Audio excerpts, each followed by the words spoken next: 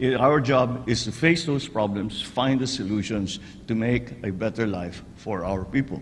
So together, let us continue working hard to serve our nation, to give a better life to every Filipino, to prepare a better country for the next generations.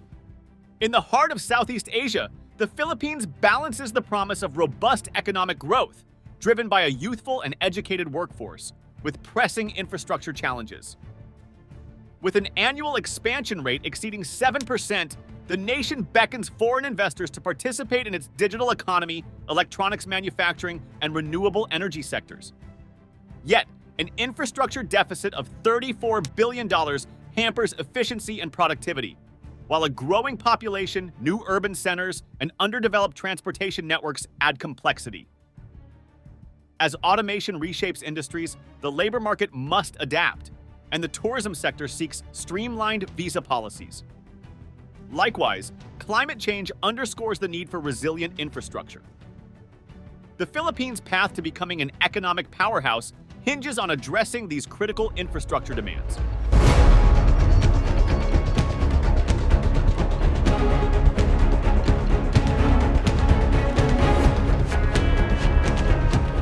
When I assumed office under the previous administration, I look at the numbers and I said, wow, only 2% of, we are spending only 2% of our GDP for infrastructure. That's why we suffer in comparison with. The Philippines, once renowned for its outsourcing industry, has now emerged as one of Southeast Asia's fastest-growing economies, providing a fertile ground for tackling its pressing infrastructure challenges. Despite global economic headwinds, the nation is poised for sustained annual economic expansion of over 7% in the coming years. This growth is underpinned by a youthful, educated workforce with a median age of 26, bolstering the nation's economic potential. President Ferdinand Marcos Jr.'s commitment to elevating the Philippines to upper middle income status by 2024 further propels the country's forward momentum. Notably, an estimated 8 million Filipinos living abroad contribute substantially to domestic spending power through remittances.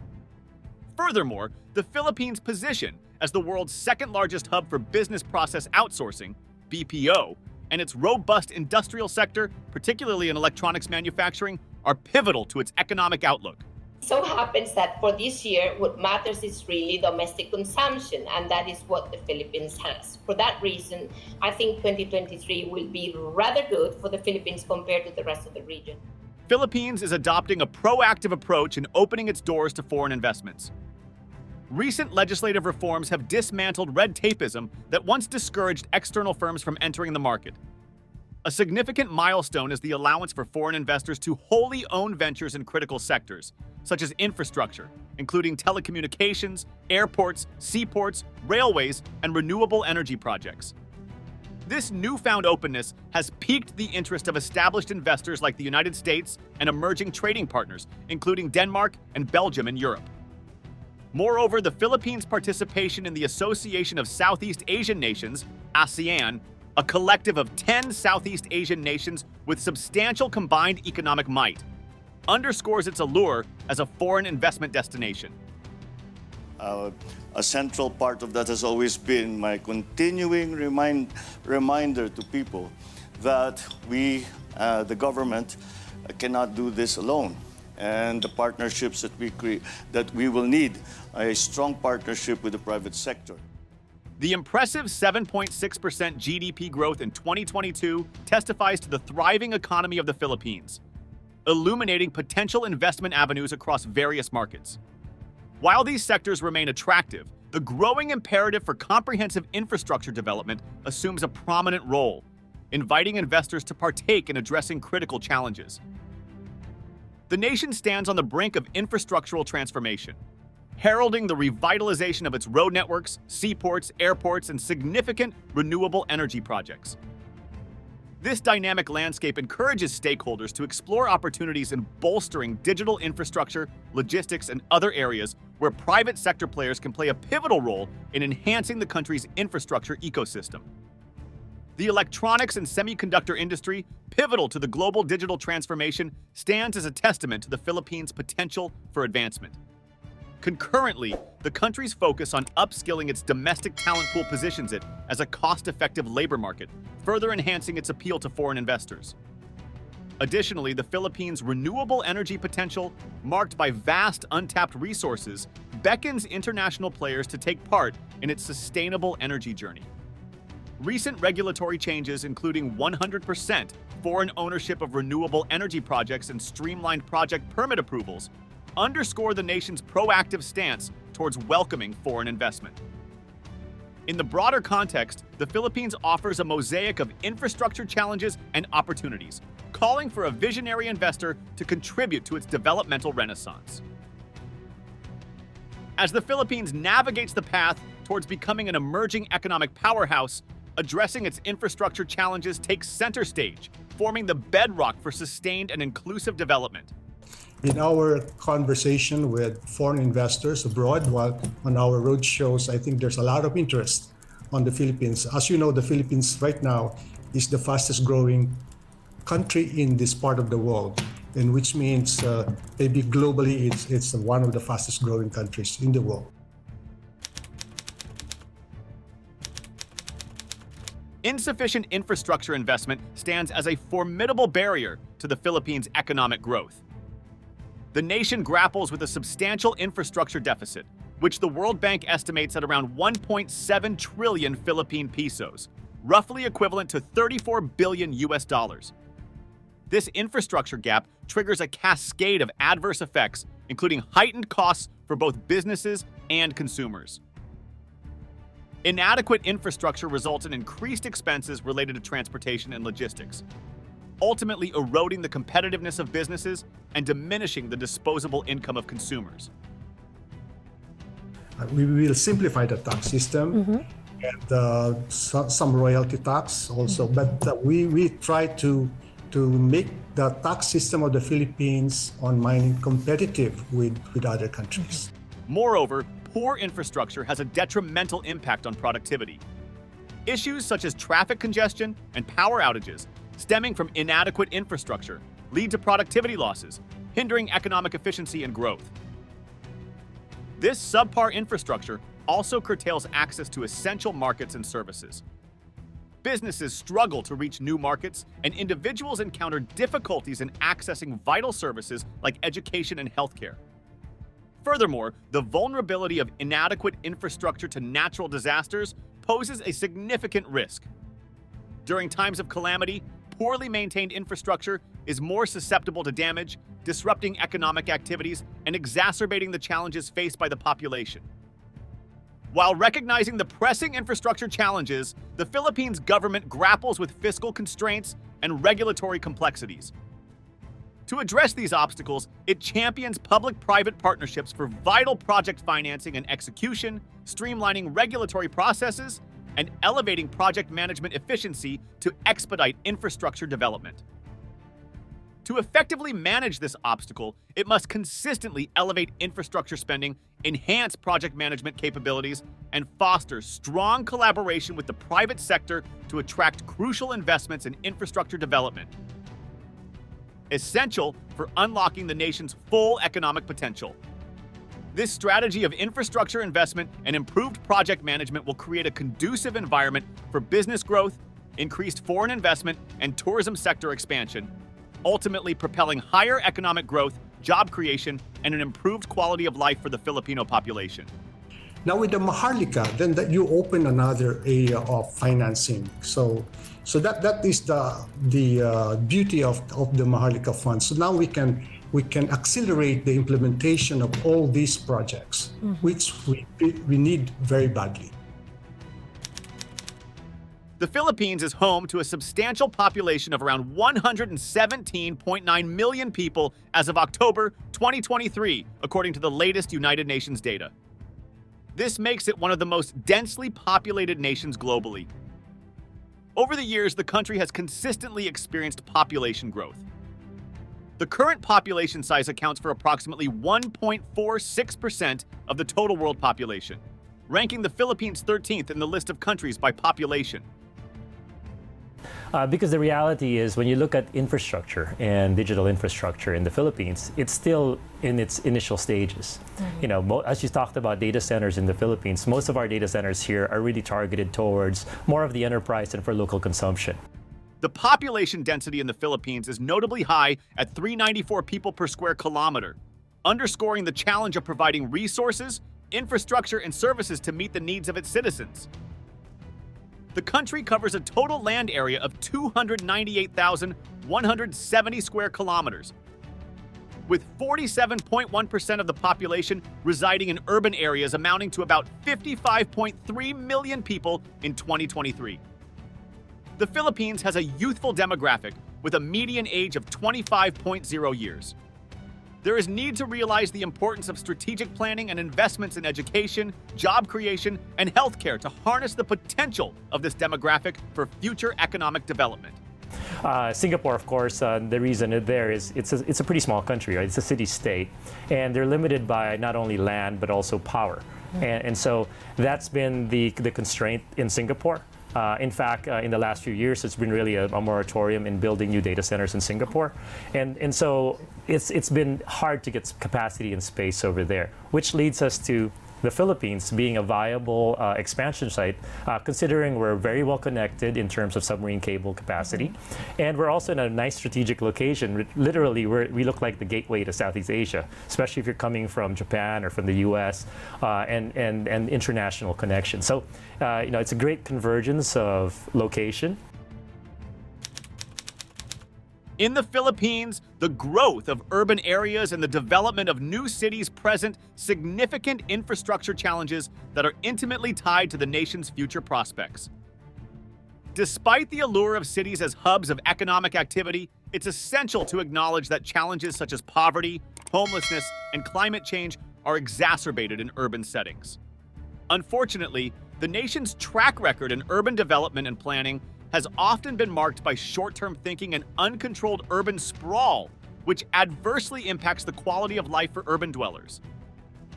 So in both areas, and as you say, business to consumer and business to business side, the Philippines is really a bright spot globally. And I say that we're in this current period is probably the golden age of Philippine startups that we're in.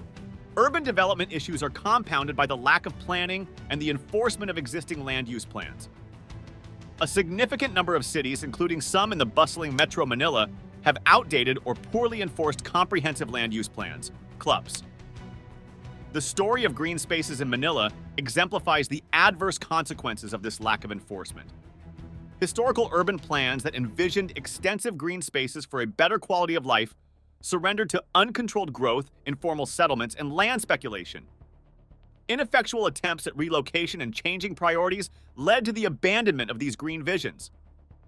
As a result, Manila's once grand plans were never fully realized, and public green spaces make up only a minuscule fraction of the city's land area, contributing to a haphazard urban landscape.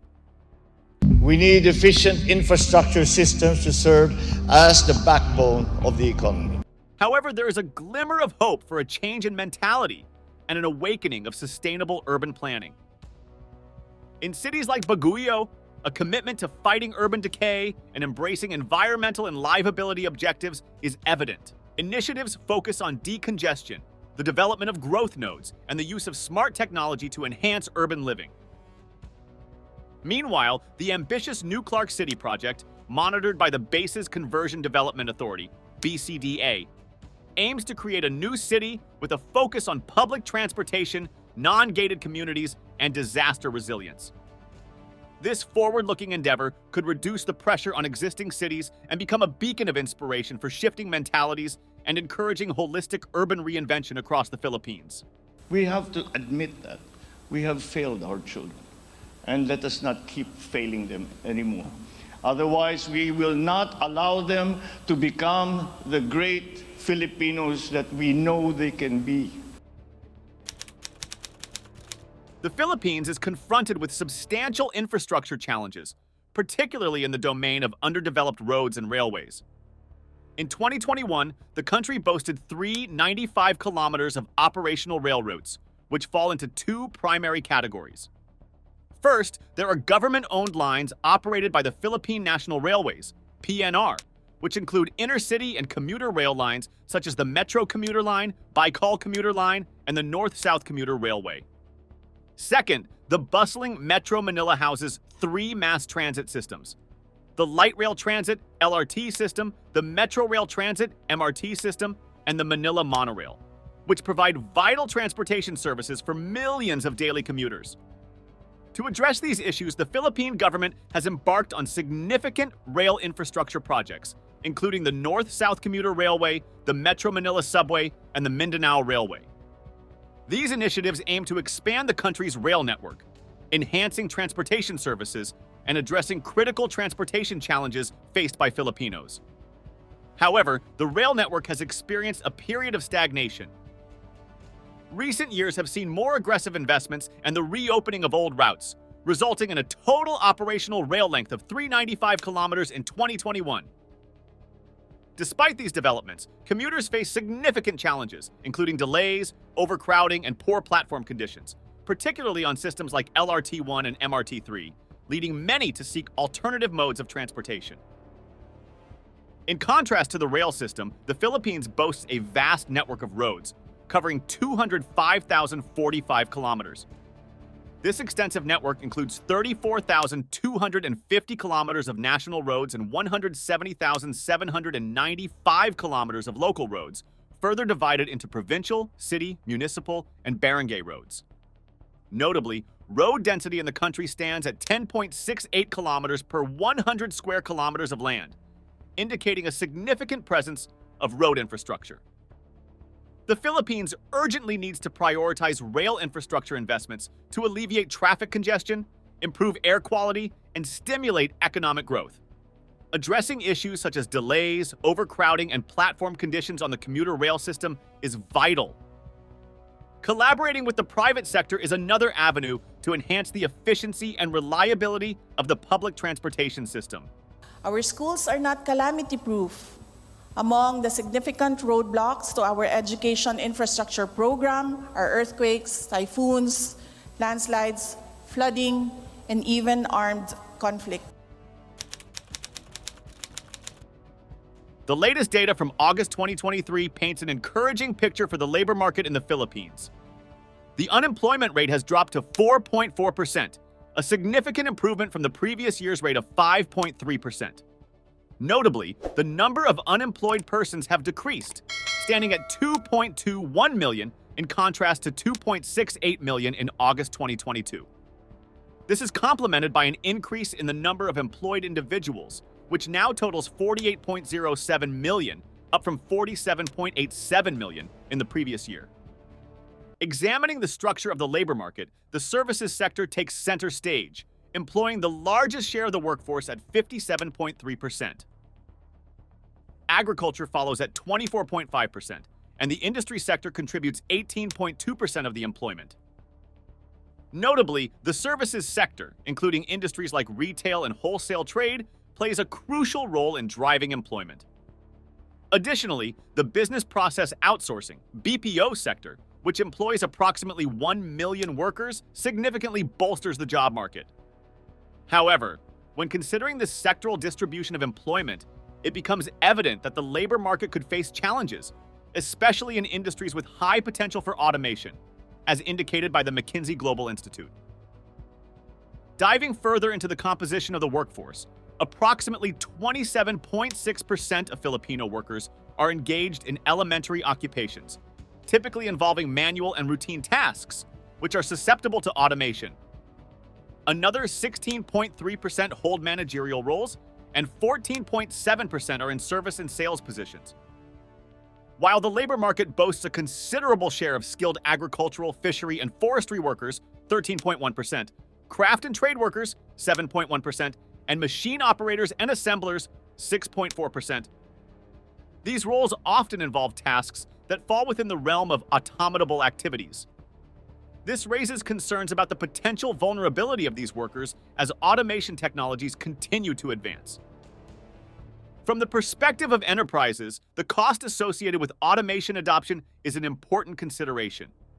In the Philippines, firms have identified high fixed capital costs as a significant barrier to technology upgrading. According to a survey by the International Labor Office in 2016, only 27% of surveyed enterprises had undertaken technology upgrades. Nevertheless, there's a notable sense of optimism among Philippine firms regarding the economic opportunities that technological advancements will bring by 2025. This optimism may drive increased adoption of automation technologies in the near future, with inevitable implications for the country's labor market. While the full impact of automation remains uncertain, the Philippines' labor force, which includes a substantial share of medium and high-skilled workers, appears flexible and adaptable to meet the forthcoming challenges in the age of automation. The Philippines' tourism sector has shown resilience despite ongoing challenges related to infrastructure and visa policies. While the country has made efforts to facilitate travel by introducing measures like electronic travel authorization, ETA, for select countries, there are still limitations. For instance, many travelers from around 40 countries need to apply for embassy visas, regardless of the purpose of their visit. This visa policy complexity can deter potential tourists. The country's tourism industry is striving to adapt and attract visitors in the post-pandemic era, where the demand for revenge travel and changing traveler preferences play a significant role. Industry experts recommend looking at countries like Thailand, which have streamlined visa processes and enhanced cultural and corporate facilities to boost tourism. Addressing these visa and infrastructure challenges, including improving transportation options to various regions within the Philippines, is essential to fully harness the nation's tourism potential. Despite these challenges, the Philippines has made significant progress, with international visitor arrivals reaching 2.67 million by June 2023. South Koreans, followed by travelers from the United States, Australia, Japan, and Canada, remain the top contributors. The Department of Tourism aims to achieve 4.8 million international visitor arrivals by the end of the year. To compete effectively in the global tourism landscape, the Philippines must consider simplifying visa processes, expanding its tourism offerings beyond popular destinations like Boracay, and improving accessibility through increased direct flights. These measures will help the country further promote its unique and diverse attractions. I believe that it is time also to re-examine our strategy towards building nuclear power plants in the Philippines. The Philippines, located in a region highly susceptible to climate change, finds itself at the forefront of global warming's devastating consequences.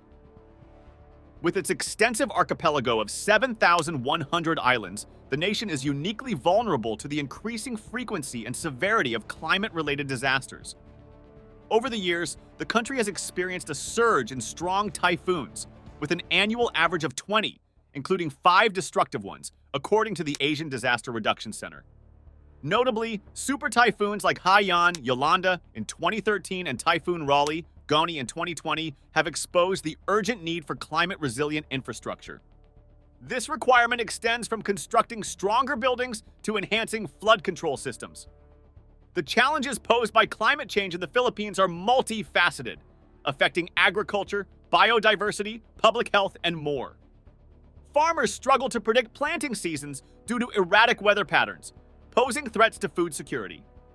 Additionally, changing climate conditions foster resilient pests that endanger crop yields and food safety. The nation's ecosystems and coastal environments face significant risks, contributing to biodiversity loss. Prolonged exposure to air pollution exacerbates respiratory diseases, jeopardizing the health and well-being of the population. To tackle these pressing infrastructure challenges driven by climate change, a comprehensive science-based approach is imperative. Collaboration between the government, civil society, and local communities is essential. This approach should encompass infrastructure enhancements, improve disaster preparedness, and environmentally conscious efforts to mitigate the adverse effects of global warming and promote a sustainable future for the Philippines. In this climate context, Secretary Renato Solidum Jr. of the Department of Science and Technology emphasizes that the Philippines is in dire need of strategic infrastructure planning. The country faces the grim reality of global warming reaching 1.5 degrees Celsius, making it vulnerable to the harmful consequences of climate change. The rising sea levels and intensifying heat are already impacting the nation's communities. Solidum underscores the importance of designing infrastructure projects that account for the increased risk, particularly roads, bridges, and airports situated in low-lying areas. Climate change isn't just about rising sea levels. The Philippines also grapples with the likelihood of more frequent and prolonged El Niño events. These events, characterized by below-average rainfall, could have severe consequences, affecting agriculture, drinking water supply, and hydroelectric power generation. It's clear that a holistic approach is required, both in infrastructure development and resource management, to ensure the nation's resilience against the evolving climate conditions. We are number one in the world in marine biodiversity. We're number one now in call centers. We're number one in seafarers and sailors. We're number two in BPOs, number two in geothermal energy. We have the third or fifth longest coastline, number four in shipbuilding, number four in gold reserves, number five in all other mineral resources. Some estimates say our mineral resources is more than $3 trillion US. We are number five in human resources. And the Filipino expat rate is the preferred employees of employers all over the world. Assessing the state of the Philippines' economy across various sectors paints a unique picture of the nation's prospects in 2023 and beyond. In the real estate and construction domain, challenges like policy rate hikes and supply chain disruptions may pose hurdles, but opportunities also exist, particularly in the arena of green real estate and the resurgence of residential construction. The Philippines' commitment to reducing carbon emissions aligns with broader sustainability goals. The travel and hospitality sector anticipates a robust recovery with a return to pre-pandemic levels projected by 2024. While international travel restrictions persist, increased foreign tourists, driven in part by the concept of revenge travel, are expected to bolster leisure travel. In contrast, the landscape of business travel may evolve more slowly due to varying global travel restrictions and the rise of remote work. Sustainable tourism and eco-friendly travel options are set to reshape how travelers explore the Philippines, with digital banking and accessibility initiatives fortifying the financial services sector. Despite supply constraints, the energy sector is taking steps towards a sustainable transition. It is a pivotal moment for the nation as it positions itself as an attractive destination for foreign investment, harnessing its youthful and educated workforce and legislative reforms that encourage international capital inflow. A sustainable and robust infrastructure will be the backbone of the Philippines' progress and economic growth in the years ahead. If you found this video insightful and want to see more, check out some of our previous videos and hit the subscribe button to stay connected.